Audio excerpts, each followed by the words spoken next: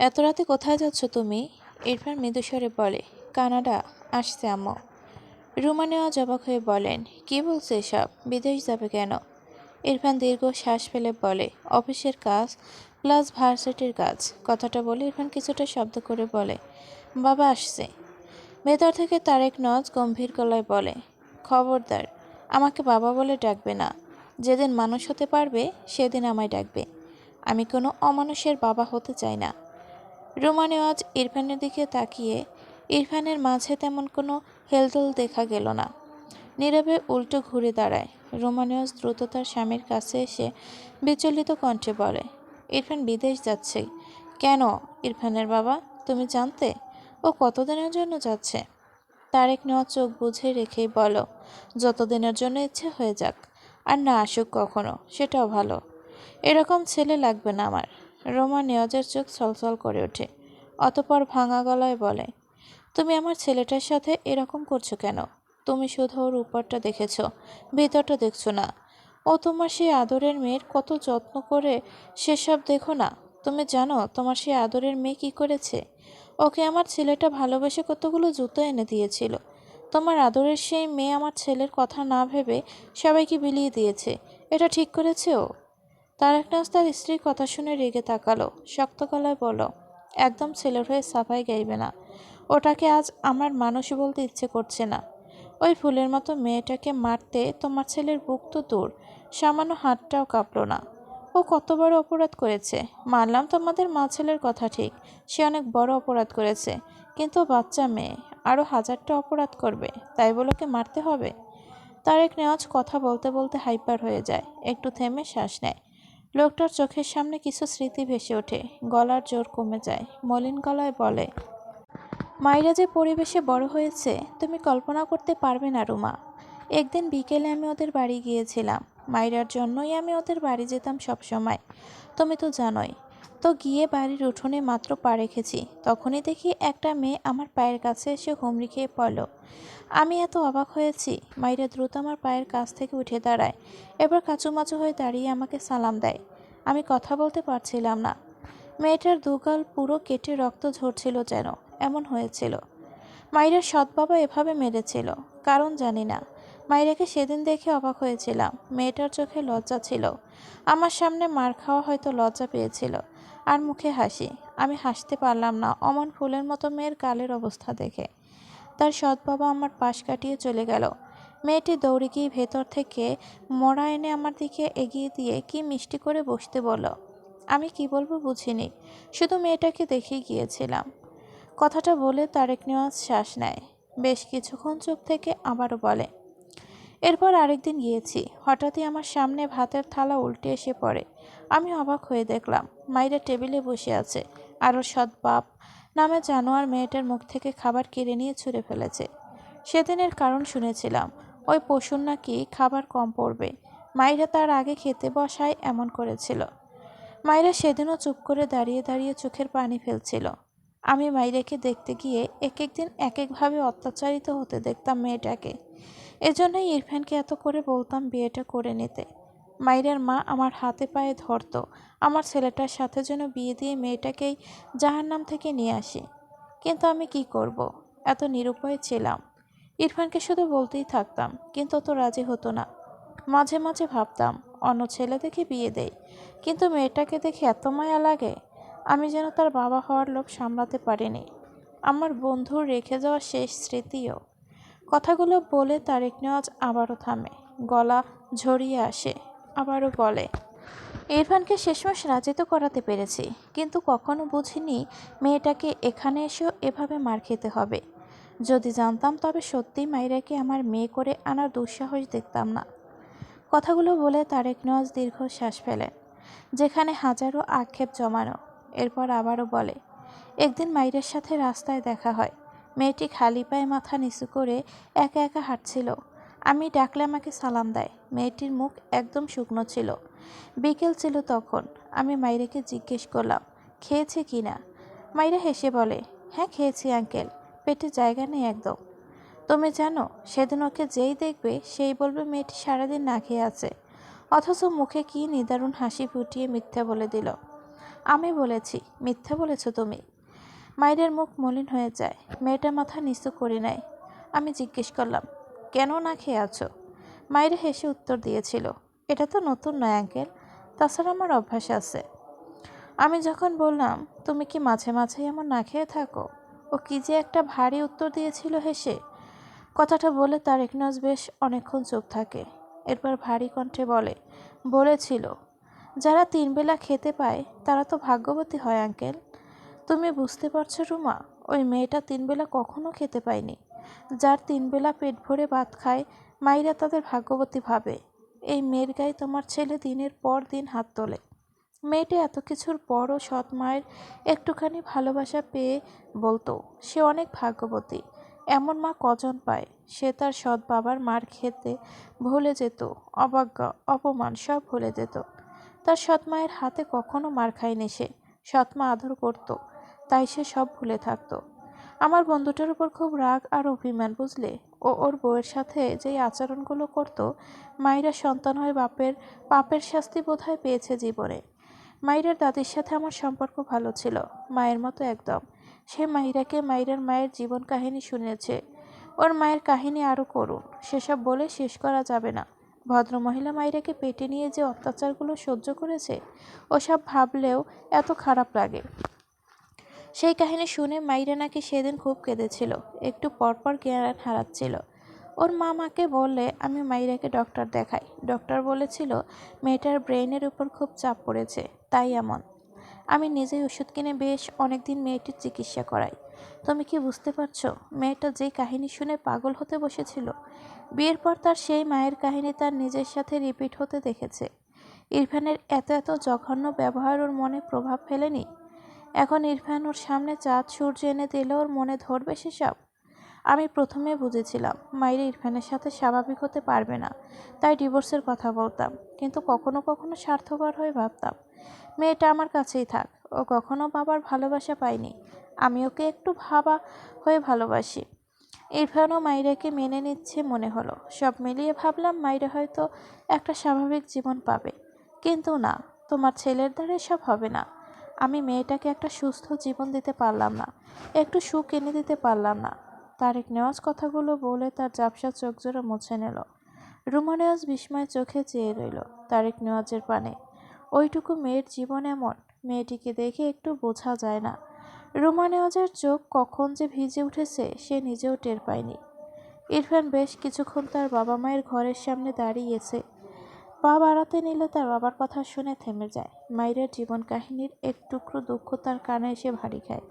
তার কষ্ট হচ্ছে, অস্থির লাগছে। ইরফান এক প্রকার দৌড়ে সিঁড়ি বেয়ে উপরে উঠে যায়। তার ঘরের ভেতর প্রবেশ করে তার পায়ের গতি থামিয়ে দেয়। বেডের দিকে তাকায় অসহায় চোখে। মাইরা গুটি গুটি মেরে শুয়ে আছে, ডান হাতটি ডান গালের নিচে পেতে কি নিশ্চিন্তে ঘুমায় মেয়েটা। ইরফান ডোক গেল, তার বাবার কথাগুলো কানে বাজে। তার বাটফালোয়ার কখনো 3 বেলা খেতে পারেনি। তার বাটফালোয়ারের সামনে থেকে ভাতের প্লেট উল্টে ফেলে দেওয়া হতো। এত কষ্ট পেয়ে বাটফালোয়ার কোটিপতি হওয়ার ইচ্ছে করেছিল। ইরফান দুহাতে মাথার চুল টেনে ধরে। তার বাটফালোয়ারকে অন্য কেউ মেরে মেরে কেটে দিত। এরপর বিয়ের পর সেও মারত তার বাটফালোয়ারকে, আজও মেরেছে। ইরফান ডান হাত উঠিয়ে বুকের বাম পাশে কয়েকবার মালিশ করে। কেমন চিনচিন ব্যথা লাগে, গলা শুকিয়ে আসছে। হঠাৎই বড় বড় পা ফেলে এগিয়ে গিয়ে বেডের উপর উঠে মাইরাকে শক্ত করে নিজের সাথে জড়িয়ে ধরল। তার শরীর কাঁপছে মৃদু। মাইরা ঘুমের মাঝে নড়ে চড়ে ওঠে, এতে শক্ত বাঁধন অনুভব করে। ইরফান মাইরার গলায় মুখ গুজে কাপা কণ্ঠে বিড়বিড় করে, আই এম রিয়েলি সরি বাটফালোয়ার। কিছুক্ষণ পর মাথা তুলে মাইরের ঘুমন্ত মুখপানে অসহায় চোখে চেয়ে কেমন করে যেন ডাকে, বাটফালোয়ার। মাইরা ঘুমের ঘোরে কাঁপানো কণ্ঠে বলে, শিশলা, আমায় মেরে। ইরফান মাইরাকে শেষ করতে দেয় না। তার ঠোঁট দানা মাইরার ঠোঁট চেপে ধরে, শব্দ করে একটা চুমা আঁকে মাইরার শুকনো ঠোঁট জোড়ায়। এরপর মাইরার কানের কাছে মুখ নিয়ে ছোট করে বলে, আই প্রমিস ইউ বাটফালোয়ার, I will never hurt you again. কথাটা বলে মাইরার দিকে তাকালে দেখলো মেয়েটা ঘুমে বিভোর। কতক্ষণ যে মাইরার মুখপানে চেয়ে রইল তার ইয়াত্তা নেই। এরপর বেড থেকে নেমে টেবিলের উপর থেকে একটি প্যাড আর একটি কলম নিয়ে আবারও বাঁ হাতে মাইরাকে জড়িয়ে নেয় নিজের সাথে। মাইরার মাথা তার বুকে চেপে রাখে, তার বাঁ গাল মাইরার মাথায় ঠেকিয়ে রাখে। ডান হাতের প্যাড মাইরের মাথার কাছে বালিশের উপর রেখে মেলে। এরপর কলমের হেড খুলে লেখার জন্য কলম ধরে। হাত কাঁপছে। মুখ নামিয়ে মাইরের মাথায় একটা চুমো আঁকে। এরপর লেখা শুরু করে। আমার একান্ত বাটফলোয়ার। আমার বাটফলোয়ারকে জানো? আমার মাইরা পড়ি। বাটফলোয়ার আমার এক ভয়ানক আসক্তি, যে আসক্তির শিকড় বহুবার ছিঁড়তে গিয়ে আমি বারবার ভীষণভাবে জড়িয়ে গিয়েছি বাটফলোয়ার নামক আসক্তির শিকড়ে। যে আমার বাটফলোয়ারকে আঘাত করেছে তার শাস্তি তোমার শিষ্যলা প্রস্তুত করবে। আর তোমার শিষ্যলা তোমায় যে আঘাত করেছে এর শাস্তি শিষ্যলা বাটফলোয়ার দিবে। তোমার শিষ্যলা তার বাটফলোয়ার থেকে শাস্তি পেতে খুব শীঘ্রই তোমার চরণে মাথা পাতবে। তুমি শাস্তি প্রস্তুত করে নাও। তোমার হার্টলেস শিষ্যলা তার বাটফলোয়ারের শাস্তি গ্রহণ করবে নিঃশব্দে। আর তারপর সে তার বাটফলোয়ারের সম্পূর্ণ সংস্পর্শে আসবে তোমার সকল অভিমান অভিযোগ মুছে দিতে। ইতি, তোমার একান্তই শিষ্যলা।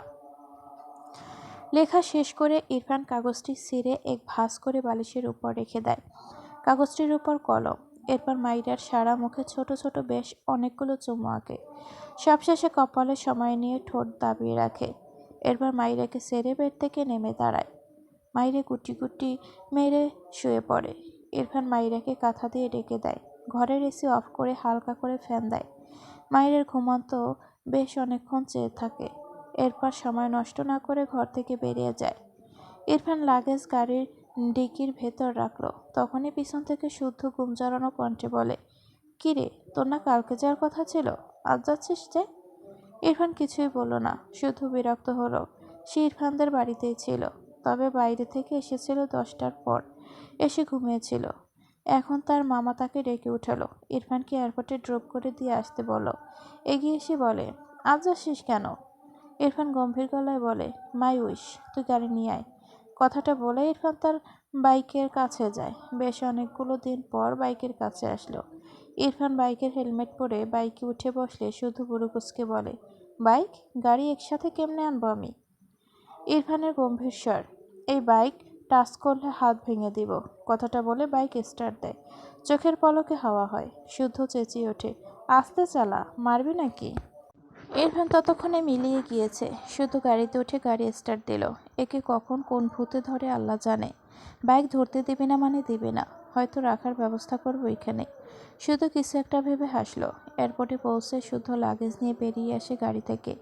এক সাইডে ইরফানকে উল্টো ঘুরে দাঁড়িয়ে থাকতে দেখে এগিয়ে এসে বলে, ধর তোর লাগেজ। ইরফান উল্টো ঘুরে শুদ্ধর দিকে তাকিয়ে বলে, ওকে দেখে রাখবি। শুদ্ধ মিটিমিটি হেসে বলে, হ্যাঁ হ্যাঁ অবশ্যই, তুই থাকবি না, আমি দেখে রাখবো। সময় সুযোগ করে ডেট করব, চলবে না শোনা? ইরফান বিরক্ত চোখে তাকালো শুদ্ধর দিকে। গম্ভীর গলায় বলে, ফারহার পিছে কাউকে লাগাইনি বলে সাহস পাচ্ছিস? ফিরে এসে আগে এই ব্যবস্থাই করব। ওয়েট। শুদ্ধ মেকি হেসে বলে, আরে এসব কি অভদ্র কথা? আমি বলতে চাচ্ছিলাম মায়েরা তো আমারই মায়ের পেটের বোনই প্রায়। ও আসলে আমার মায়ের পেট থেকে বেরোতে গিয়ে অ্যাক্সিডেন্টলি কার না কার পেট থেকে বেরিয়ে গিয়েছে। ইরফান শুদ্ধর হাতের থেকে লাগেজ নিয়ে এগিয়ে যায় কয়েক পা। হঠাৎই থেমে গিয়ে পিছু ফিরে ডাকে, শুদ্ধ। শুদ্ধ ফোনে কিছু করছিল। ইরফানের ডাকে শুদ্ধ মাথা তুলে তাকায়। এগিয়ে গিয়ে ইরফানের সামনে দাঁড়ালে ইরফান বলে, ওকে কলেজ গেট থেকে বের হতে নিষেধ করবি, আর একা একা কোথাও যেতে দিবি না। যোগ গিলে বলে, আর ও যখন যা খেতে চাইবে সব এনে দেবে। শুদ্ধ কিছু বলতে চায়, তার আগেই ইরফান বলে ওঠে, আই রিকোয়েস্ট ইউ, ওকে নিয়ে আর একটাও ফান করবি না। শুদ্ধ থেমে গেল। ইরফানের দিকে ভালোভাবে তাকালো। ইরফানের চোখ দুটো বেশ লাল। শুদ্ধ ইরফানের ঘাড়ে হাত দিয়ে বলে, সব মেনে নিলাম, তোকে বেশি আপসেট লাগছে, কিছু কি হয়েছে? ইরফান ছোট করে বলে, নাথিং। কথাটা বলে ইরফান গটগট পায়ে এয়ারপোর্টের এন্ট্রি গেটের ভেতর প্রবেশ করে। মাইরে সকাল সকাল উঠে নামাজ পড়ে বেলকনির মেঝেতে চুপ করে বসে আছে। চোখ ঘুরিয়ে ঘুরিয়ে ইরফানকে খুঁজে বেড়ায়। কোথাও নেই লোকটা। কোথায় গিয়েছে? সে তো দাদিমার সাথে ঘুমিয়েছিল। সকালে উঠে ইরফানের ঘরে দেখে বুঝেছে ইরফানই তাকে এই ঘরে এনেছে। কিন্তু সকাল থেকে ইরফানকে দেখতে না পেয়ে মেয়েটার ভীষণ মন খারাপ হয়। মাইরা মনে মনে ভেবেছে সে ইরফানকে সরি বলবে। থাপ্পড় খাওয়াও তো তার নতুন নয়। কিন্তু ইরফান তাকে জুতো দিয়েছিল, এতগুলো অন্যদের দিয়ে দেওয়া উচিত হয়নি। বেশ বেলা করে ঘরে আসে মাইরা। মেঝেতে একটি কাগজ পড়ে থাকতে দেখে মাইরা এগিয়ে গিয়ে কাগজটি তুলে নেয়। তখনই তার ঘরে রীতা আসে খাবার নিয়ে। মাইরাকে ডাকলে মাইরা কাগজটি প্যাডের ভাঁজে রেখে রীতার দিকে এগিয়ে যায়। রীতার হাতে পরোটার চা। রীতা হেসে বলে, রুমা আম্মাই দিল, তোমারে খাইতে কইল মাইরা, খাও। মাইরা একটু অবাক হয়। এখন বেশ ভালোই সকাল, এত তাড়াতাড়ি কেউ খায় না, আর সেখানে তার শাশুড়ি তার জন্য সকাল সকাল পরোটার চা বানিয়েছে। মায়েরা রীতার হাত থেকে প্লেট আর চায়ের কাপ নিয়ে বলে, এই সকালে এগুলো কে বানালো রীতা আপু? রীতা হেসে বলে, রুমা আম্মাই বানাইছে মাইরা, আমিও একটু একটু সাহায্য করছি। মাইরা মৃদু হেসে চায়ের কাপে কয়েকবার চুমুক দেয়। তার শাশুড়ির হাতের চা খুব মজা। ধরনের বুকে সন্ধ্যা নেমেছে। মাইরা আজ কলেজ যায়নি। মেয়েটি সারাদিন ঘরেই ছিল। ইরফানের জন্য মন খারাপ। কোথায় লোকটা? আজ সারাদিন একটিবারের জন্য দেখল না। এখনও আসে না কেন? কোথায় গিয়েছে? মায়ের অপেক্ষা করে ইরফানের জন্য। বেলকনি থেকে রাস্তা এক ধ্যানে তাকিয়ে থাকে ইরফানের গাড়ি ঢুকবে কখন সে আসায়। মাগরিবের নামাজ পড়ে এসে মাইরা সেই যে বসলো বেলকনির ধারে। মেয়েটির দৃষ্টির যেমন নড়চড় নেই, তেমন তার বডিরও নড়চড় নেই। ইরফান আসে না কেন? তার মনে এই প্রশ্নই ঘুরপাক খায়। অভিমান হয়। মাইরা ভাবে ইরফান আসলে সে কথা বলবে না, তাকে মেরেছে, সে কেন কথা বলবে? কিন্তু সে আসুক। মাইরা অ্যাটলিস্ট তাকে দেখতে তো পাবে। অপেক্ষা করতে করতে ঘরে রুমানেওয়াজ এসে ডাক দেয় মাইরাকে। নিজের শাশুড়ির গলা পেয়ে মাইরা দ্রুত বেলকনি থেকে ঘরের ভেতরে আসে। মৃদু স্বরে বলে, জি মা। রোমানেওয়াজ এগিয়ে এসে নরম গলায় বলল, খেতে এসো, তোমার বাবা, আমি অপেক্ষা করছি তোমার জন্য। মাইরার চোখে মুখে বিস্ময়। সে তার শাশুড়িকে চিনতেই পারছে না। এটা তার শাশুড়িই তো। বদল টদল হয়েছে নাকি? মাইরার ভাবনার মাঝেই রোমানেওয়াজ মাইরার হাত ধরে যেতে যেতে বলে, তোমার মাথায় তেল দাও না কেন? চুলগুলো সব নষ্ট হয়ে যাবে। খেয়ে আমার ঘরে যাবে, তেল দিয়ে দেবো, বুঝেছ? মাইরা একটার পর একটা ঝটকা খাচ্ছে। ওরে আল্লাহ, বলে কি তার শাশুড়ি? শাশুড়িটা এত ভালো হয়ে গেল কি করে? মাইরা ভেবেই পাচ্ছে না। নিচে নেমে দেখলো ত্রিনা বেগম, দাদিমা সহ শুদ্ধ বায়ু আছে। মাইরা চোখ ঘুরিয়ে ঘুরিয়ে ইরফানকে খুঁজল। সবাই আছে, অথচ সেই লোকটা নেই কেন? মাইরার ভীষণ মন খারাপ হয়। মাইরার খাবার শেষে সত্যি রুমানেওয়াজ মাইরার মাথায় তেল দিয়ে দেয়। এরপর সুন্দর করে একটা বেনি করে দেয়। মাইরা শুধু অবাক হয় তার শাশুড়িকে দেখলো। ইনি তো তার সাথে ঠিক করে কথাই বলতো না, সেখানে হঠাৎ এত যত্ন কেন করছে? মাইরার আরও বেশি অবাক লাগে। রুমানেওয়াজ বলেছে, তোমার যখন যা খেতে ইচ্ছে করবে আমায় বলবে। মাইরা এই কথা শুনে যতটা অবাক হয়েছে তার চেয়েও বেশি অবাক হয়েছে উনি কথাটা বলার সময় কেমন যেন ভেজা চোখে চেয়ে বলেছিল। মাইরা সত্যিই ভীষণ অবাক হয়েছে এই রুমানেওয়াজকে দেখে। তবে ভালো লাগলো, কি সুন্দর মায়ের মতো তার যত্ন করছে। তার সৎ মার উপর এত যত্ন করতে না পারলে মনে মনে খুব ভালোবাসে। মাইরা তার ঘরে এসে আবারও বেলকনিতে যায়। মেয়েটার মন ছটফট লাগছে। সে গতকাল থেকে ইরফানকে এক নজরের জন্য দেখেনি। কোথায় লোকটা? আর কখন আসবে বাড়ি? তার উপর কি অনেক রেগে আছে বলে বাড়ি আসছে না? উনি আসলেই মাইরা সরি বলে দেবে, কিন্তু উনি তো আসছেই না। মায়েরা বেলকনির রেলিং ঘেঁষে বসে পড়ে। রেলিংয়ের সাথে মাথা ঠেকিয়ে রাখে। একটু পরপর উকি দিয়ে দেখে ইরফানের গাড়ি আসছে কিনা। এভাবে অপেক্ষা করতে করতে মায়ের একসময় ওভাবেই ঘুমিয়ে যায়। ফজরের আজানে মায়ের ঘুম ভেঙে যায়। ধীরে ধীরে চোখ খুলে আশেপাশে তাকালে দেখলো সে বেলকনিতেই ঘুমিয়ে গিয়েছে। ঘাড় ব্যথা হয়ে আছে। মায়ের অবাক হলো, ইরফান তাকে ঘরে নিয়ে যায়নি কেন? তাহলে কি লোকটা আসেনি, নাকি তার উপর রাগ করে আর তার কাছে আসেনি? মায়ের কেন যেন চোখ জোড়া ভিজে উঠল। মায়েরা দ্রুত মেঝে থেকে উঠে ঘরে যায়। ভেতরে লাইট জ্বালানো, সাথে ইরফান কোথাও নেই। মায়ের ভীষণ কষ্ট হলো। ইরফান তবে আসেনি। না চাইতেও চোখ থেকে অশ্রু গড়িয়ে পড়ে। বিষণ্ণ মনে বিড়বিড় করে বলে, শেষলা, তুমি কোথায়? ঘরের এক কোনায় দাঁড়িয়ে অসহায় চোখে পুরো ঘরে নজর বোলায়। বেশ কিছুক্ষণ পর দুহাতে চোখ মুছে নিয়ে মায়ের ওয়াশরুমে যায়। অজু করে এসে ফজরের নামাজ পড়ে নেয়। বেলা 10টা। মায়ের এত অসহ্য লাগছে। ইরফান কোথাও কেন নেই? মায়ের দম বন্ধ লাগছে। সে ঘর থেকে বেরিয়ে আসে। কোথায় লোকটা? নিচে নেমে দেখলো শুদ্ধ আর দাদিমা ডাইনিংয়ে বসে খাবার খাচ্ছে। শুদ্ধর দাদি মাইরাকে দেখে বলে, দিদি ভাই, তুমি খেয়েছো? মাইরা মাথা নেড়ে বলে, খেয়েছি দাদিমা। শুদ্ধ মুখের খাবারটুকু খেয়ে বলে, মাইরা এসো এসো, আবার খাও। আমার প্রথম বউ ছুঁয়ে দিয়েছে, টেস্ট 1000 গুণ বেশি, তাই না গো? শুদ্ধর দাদি শুদ্ধর কান মলে বলে, হ্যাঁ তাই তো ডার্লিং, এজন্য তোমাকে আজ সব খাবার খেতে হবে। আমি রুমাকে বলছি খাবার আনতে, আমি সই দেবো আর তুমি খাবে। দাদিমার কথা শুনে মাইরা হেসে ফেলল। শুধু অসহায় মুখ করে বলো, তুমি আমাকে শুধু ইনসাল্ট করো গ্র্যান্ডমা, আজ আমি অসহায় বলে। শুদ্ধর দাদি হেসে বলে, বউ থেকে লাফ দিয়ে গ্র্যান্ডমাতে চলে আসলে যে। শুদ্ধ ফিসফিসিয়ে বলে, আমার বউ হয়ে গেছে গ্র্যান্ডমা, তোমাকে আর পাত্তা দিব না। তুমি সেই শোকে কচু গাছের সাথে গলায় দড়ি দিও, আমি তোমাকে কচু গাছ আর দড়ি দুটোই কিনে দেব। আমার আবার দয়ার শরীর।